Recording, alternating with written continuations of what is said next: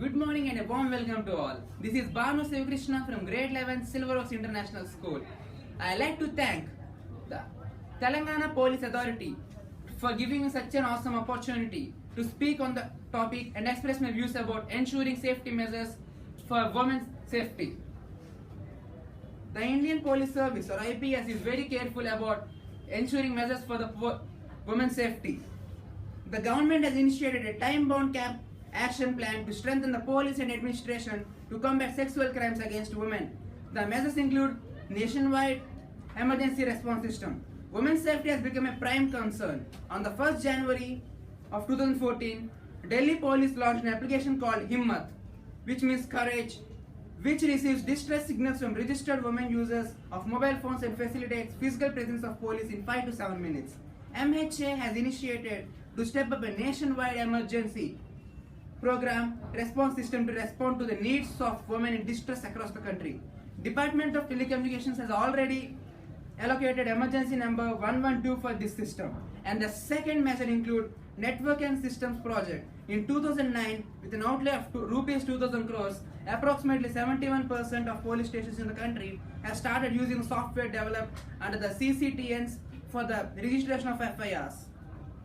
And even if you think about many more, let me say, the National Crime Records Bureau, NCRB, will compile a database of people convicted of criminal offences.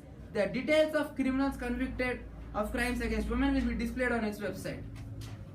Action will be taken to provide the facility of registering a first information report, FIR, in any police station irrespective of the jurisdiction of the area. The FIR may thereafter be transferred to the concerned police station for investigation. This will pertain to serious crimes including issues against women. Citizens should not face any harassment when they come forward to assist women in distress. For this, they should be protected to enable them to freely report a crime and assist the victim of police without being subjected to any interrogation or being forced to become witness. Women only buses should be pressed into service. A program is proposed to encouraging more women-driven buses or taxis all over the country to make it more safer. The existing motor vehicle regulations will be reviewed. The government will review the degree to which vehicle windows are tinted or tinted. The use of curtains will be reviewed taking into account the need for passenger comfort and visibility required for security purposes. The Road Transport Ministry to revise the standard appropriately and ensure compliance by manufacturers or buses.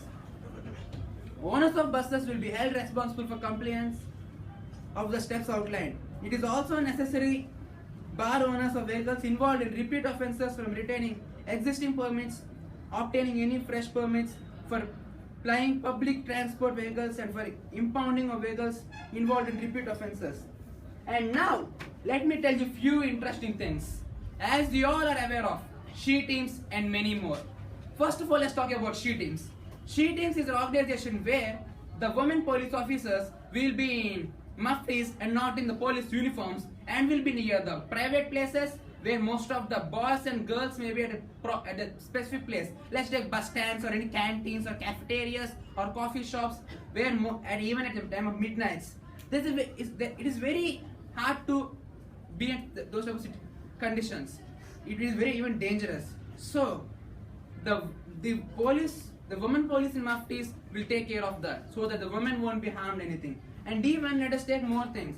One day I remember I heard about John Rawls' theory. The John Rawls theory states that if a person will be in his own shoes, then he can understand the situation of the person. So in such a way, the thing is that if we have more women police officers, then even they can understand the feeling, they can have the pain and how the conditions will be, the external constraints which are going to falling on the government and how the police officers have to react to it. So not only men, I would suggest even there should be like how the reservations, nearly 40% of the police officers should be women is what I suggest.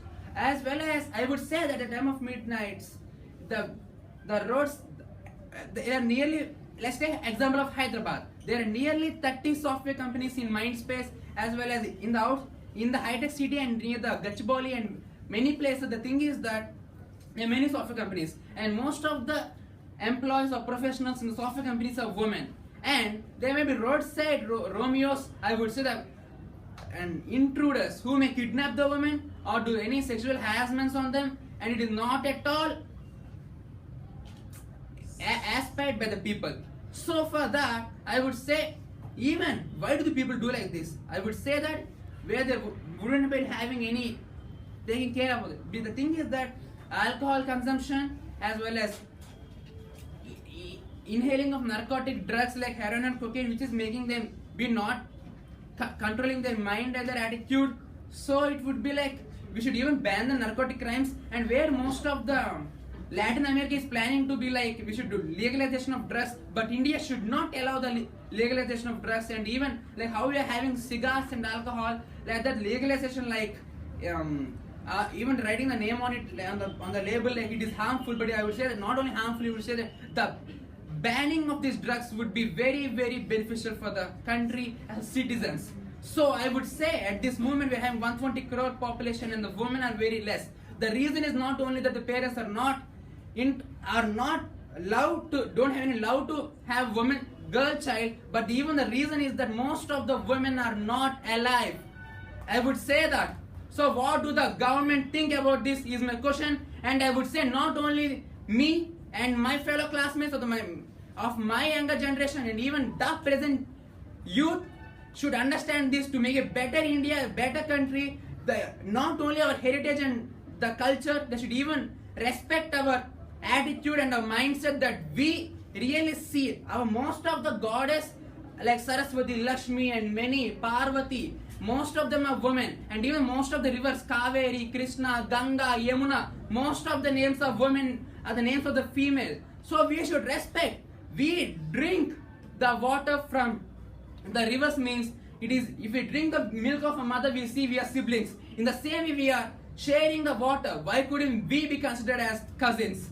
So I would say each and every girl for the youth who are not even their genetic family are like cousins, as we are sharing the water and we are civilized, globalized and modernized, and even now having the respect to be a proper citizen of the India. Regards, Edu.